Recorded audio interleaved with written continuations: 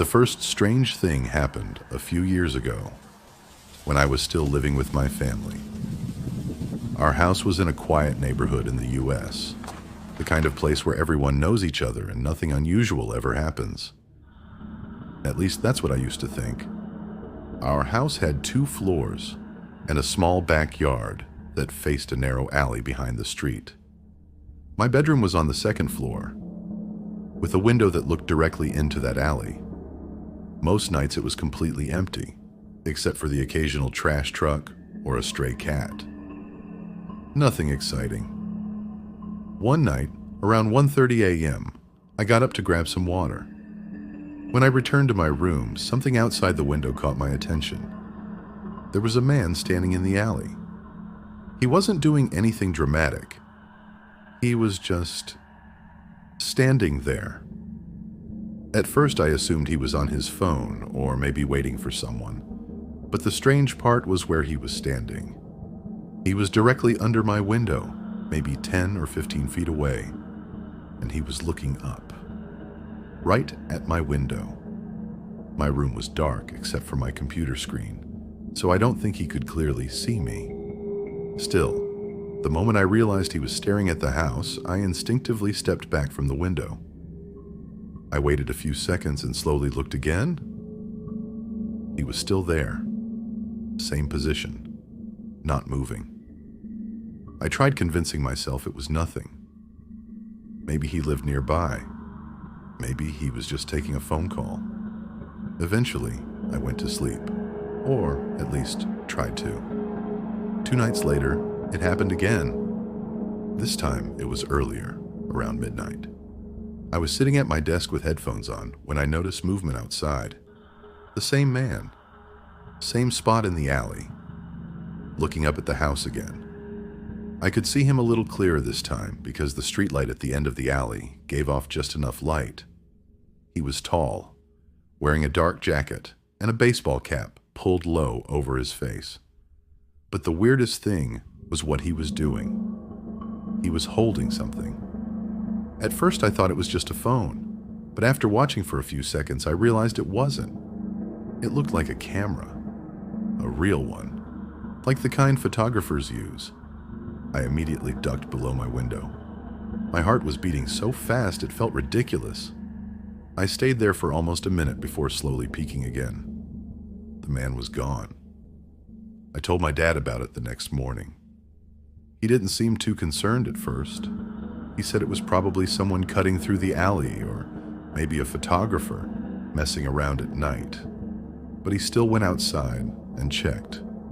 There were footprints in the dirt behind the fence, right under my window.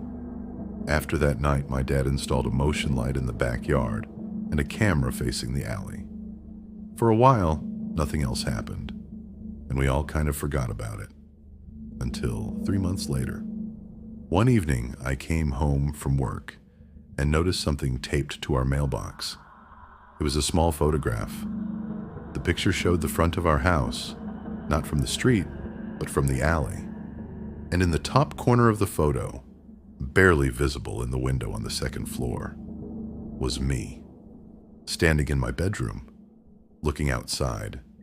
That's when we realized something was very wrong, because the angle of the photo meant only one thing. Whoever took it had been standing in the alley, right under my window, watching me. And that was only the beginning. After the photograph appeared, everything changed. That sense of normalcy we'd had in our neighborhood was gone. I didn't sleep well for weeks. Every sound outside, leaves rustling, distant car engines, even the faint echo of someone walking, made my stomach twist. The first night after we found the photo, I stayed up until sunrise, watching the alley from my window. I didn't see him, but I noticed something else. Footprints. Fresh ones. They started near the fence, just like before, and disappeared into the shadows at the end of the alley. My dad installed another camera, this time with night vision. We checked it the next morning. The footage was unsettling. At 12:03 a.m., a figure appeared in the alley. Same man, same jacket, same baseball cap. He didn't run. He didn't hide. He just looked up at our windows. For nearly 10 minutes he stayed there, motionless, staring. Then he left as quietly as he had come. We reported it to the local police, but without concrete proof of trespassing or harassment, there wasn't much they could do. They suggested we stay vigilant and document everything. A week later, it escalated. I was in my room again, this time with the blinds closed, trying to ignore the tension. I had headphones on, music blasting, and then I noticed something odd. My blinds were moving slightly, not from the wind. My window was closed. I froze. A shadow moved past the blinds. Someone was outside. The moment I realized this, I grabbed my phone and called my dad. He came running upstairs, flashlight in hand. By the time he got to my window, the shadow was gone. But outside, in the dirt along the alley, there were deep, heavy footprints, closer to the house than before. It wasn't just stalking anymore. He was testing how close he could get. The next day, my dad started changing routines. He drove me to work, picked me up, and always walked me to the door. We installed extra locks and reinforced the back fence. But no matter what we did, the feeling of being watched never left. A few nights later, it got worse. I woke up around 2 a.m. to a noise. It was faint, almost like someone whispering my name. At first, I thought I was dreaming, but then I heard it again. This time, it came from the alley behind the house. I got up, heart hammering, and peeked through the blinds.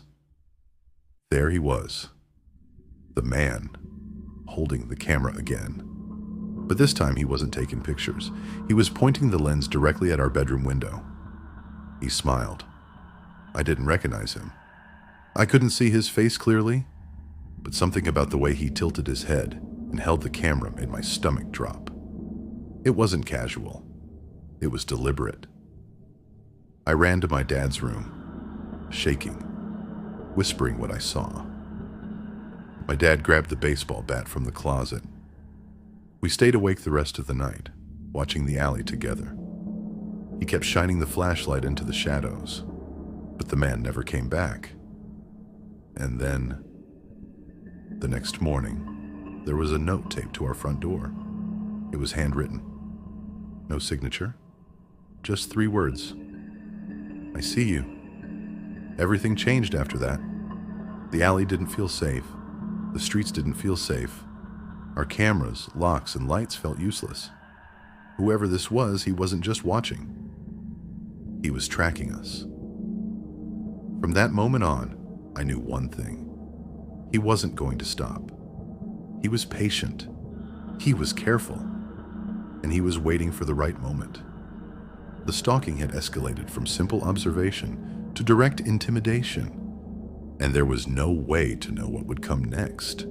It wasn't just a photograph, a shadow, or a note anymore. It was personal. After the note arrived, it became clear. This wasn't just harassment anymore. It was personal. Every day brought a new reminder that he was watching. At first it was subtle, doors slightly ajar that I was sure I'd locked, items shifted from where I'd left them, trash bins moved to odd spots. Footprints appeared in the dirt behind the house, sometimes overnight, sometimes fading before anyone could see them clearly. We tried everything. Extra cameras, motion sensors, security alarms, even consulting a private investigator. But he always found a way around it. It was as if he knew every blind spot, every schedule, every routine. He was always one step ahead, silent, patient, unstoppable. Then came the night that changed everything. It was past midnight, and I couldn't sleep. That familiar, gut-twisting feeling told me he was close. I checked all the cameras, the alley, the backyard, the driveway, all clear. I tried to convince myself it was paranoia, but my instincts screamed otherwise. Then I heard it, a soft, deliberate tapping at the front door.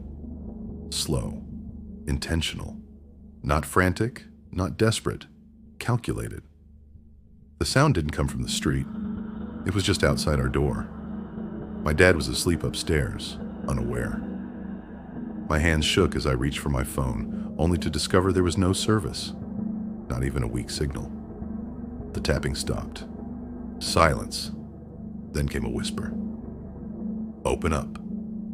The voice was calm, almost taunting. I couldn't move.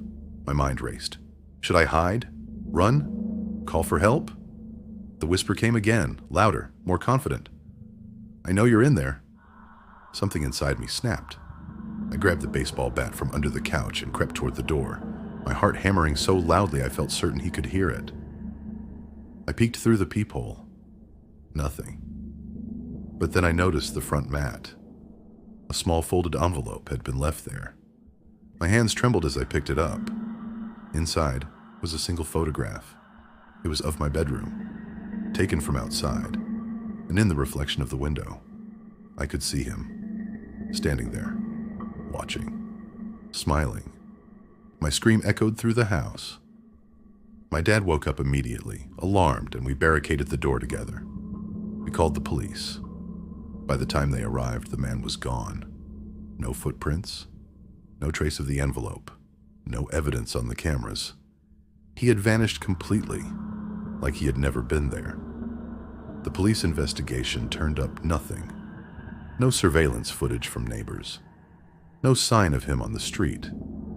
Even the private investigator admitted he had no leads. It was as if he had mastered invisibility, slipping past every form of technology, every watchful eye. After that night, we made the decision to move far away from that neighborhood, far away from the streets he knew so well. But even now, years later, the feeling hasn't left me. I can't shake the certainty that he's still out there, watching, patient, waiting.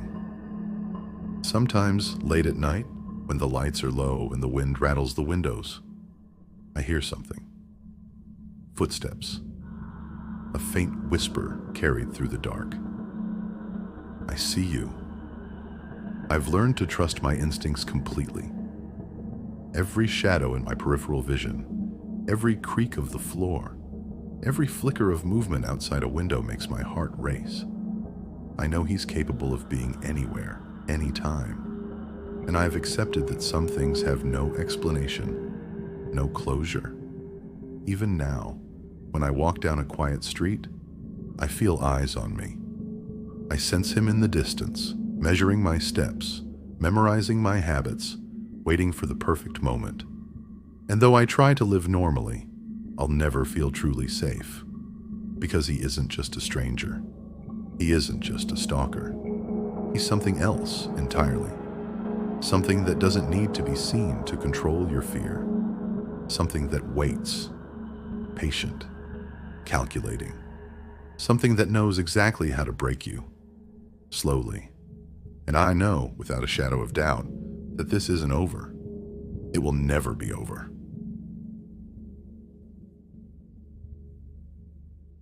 It all began the day the moving truck arrived. My family had just bought an old Victorian house on the outskirts of Chicago. From the outside, it looked perfect. Tall windows, a creaky wraparound porch, and an overgrown garden, hinting at years of neglect. The neighborhood was quiet, maybe too quiet. Not a single kid ran down the streets, no barking dogs, just an eerie stillness that made you feel like the world had paused. The first night, I stayed up later than everyone else. Wandering the house, I noticed a narrow door at the top of the staircase. It wasn't a closet. It was old, with peeling paint, and the brass keyhole gleamed faintly in the dim hallway light. I jiggled the handle. Locked. The air felt colder near it, heavier, almost like it was watching me. I shivered and left it alone, telling myself it was just the house settling. Over the next few days, strange things began happening. Footsteps in the attic at night, shadows flickering across walls, doors I'd closed left ajar, and personal items moved from one room to another. I tried to rationalize it, maybe a draft, maybe the floorboards, but deep down, I knew someone, or something, was in the house with us. Then came the whispering. faint at first, barely audible over the hum of the refrigerator. But I could hear my name, whispered, soft, deliberate. I spun around. Nothing. Every time I turned, it vanished. One night I woke to the sound of slow, deliberate tapping from the second floor. It wasn't random, it was rhythmic, almost like someone was counting steps, pacing back and forth above my head. I grabbed my flashlight and climbed the stairs, trying to keep my voice steady as I called out, "Hello?" The house answered with silence. Then a sudden thud made me jump. A heavy object had fallen somewhere I couldn't see. A few nights later, in the attic, I saw footprints in the dust. Small, deliberate, perfectly spaced. They led across the floor and then vanished into the wall. My heart raced. Someone had been here recently. Someone who knew the house better than I did. And the worst part? My parents hadn't seen or heard any of this. They laughed it off. "Old houses make noises," my dad said. "You're imagining things," my mom added. But I knew I wasn't. That night, lying awake, I realized the house had a rhythm, a pulse, and I was now part of it. I just didn't know if I'd survive learning all of its secrets. Something or someone was patient, watching, waiting, and I had no idea when it would make its move. After that night, I couldn't sleep. Every creak, every whisper, every shadow made my heart pound. I tried to convince myself it was just my imagination running wild. But deep down, I knew it wasn't. The next day, I decided to explore the property more thoroughly. The backyard was overgrown, tangled with vines and weeds. At the far corner, near the fence, I noticed footprints, muddy, fresh. They didn't match mine or my parents'. And they weren't small. They were adult-sized, deliberate. Whoever had been here was moving carefully, methodically. I froze, listening. Nothing. But I couldn't shake the feeling that I was being watched. Over the following week, the disturbances increased.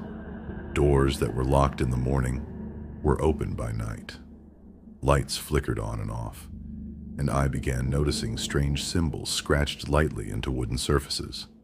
Tiny, almost imperceptible, as if left as a marker. My parents still didn't believe me. Old house quirks, they insisted, but I was beginning to dread every corner of that house. Then came the calls. My phone rang late at night, always from a number I didn't recognize. I answered once. Silence. Not even breathing. Just dead quiet. Then a whisper, low and deliberate. My name. I hung up, heart hammering. I tried to track the number. It didn't exist. A week later, I woke to the sound of footsteps in the hallway outside my room. Slow. Dragging. Almost like someone was testing the floorboards, tracing a path. I grabbed a flashlight and crept toward the sound. I saw a shadow move across the living room. It wasn't human. At least, not completely. It was tall, thin, unnaturally still, and yet it moved with a deliberate, almost patient pace. I froze. It paused, turned slightly, as if acknowledging me, then vanished. I started noticing more signs of the intruder's presence. A broken chair in the kitchen, items shifted in my parents' room, a single glove left on the staircase. Whoever or whatever was here was learning the house, mapping it.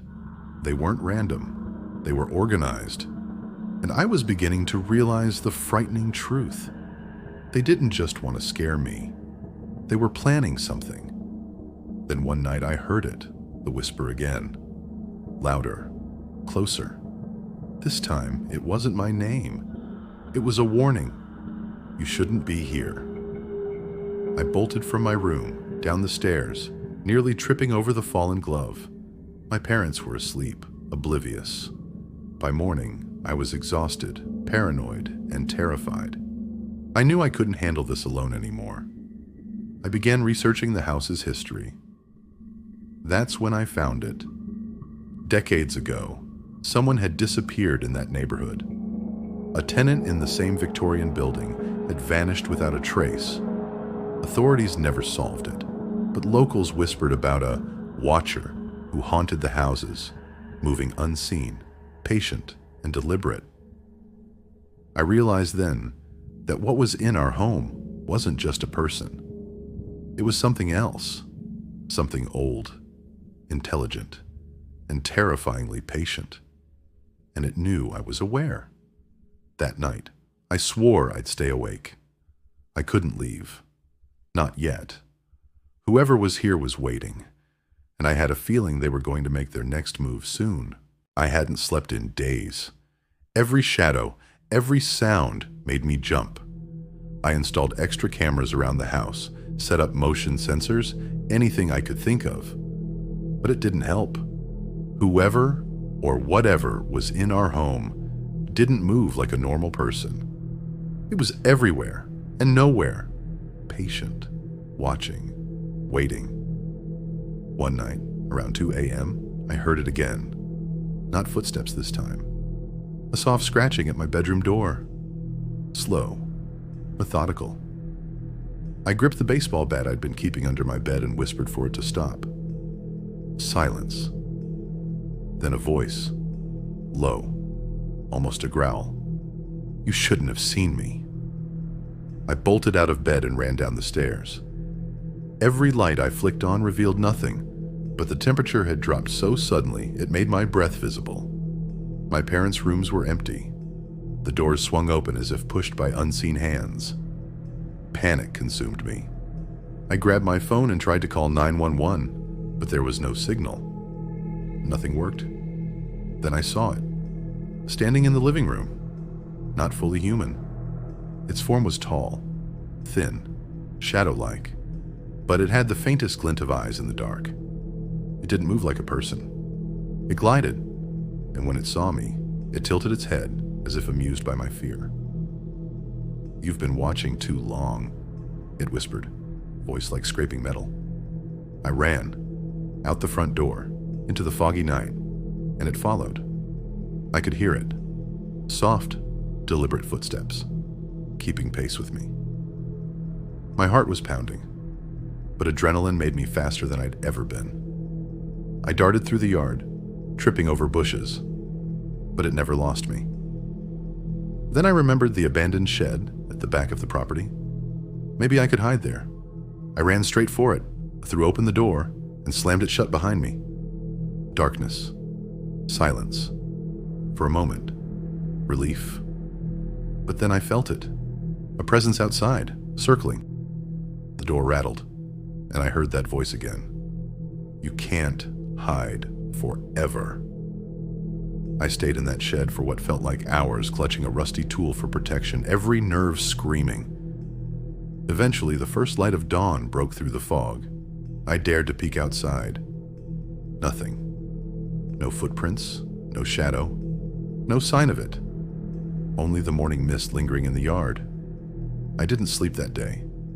I didn't leave the shed. My parents noticed I was gone and finally believed me after seeing the panic in my face. We decided to move immediately. I didn't care about anything else. Just leaving that house, that street, that neighborhood behind.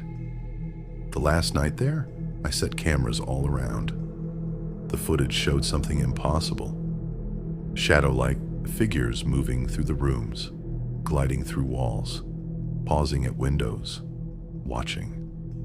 Always watching. And then before sunrise, the figure appeared at the front door, motionless, staring at the cameras, as if it knew we were leaving. And then it vanished. We moved far away. A new state, a new home. But even now, I check every corner, every shadow, every sound, because I know it doesn't stop. Whatever it wasn't human, and it never forgets. It waits, patient, watching. And I'll never forget the way it looked at me that last night, like it was marking me to be found again someday.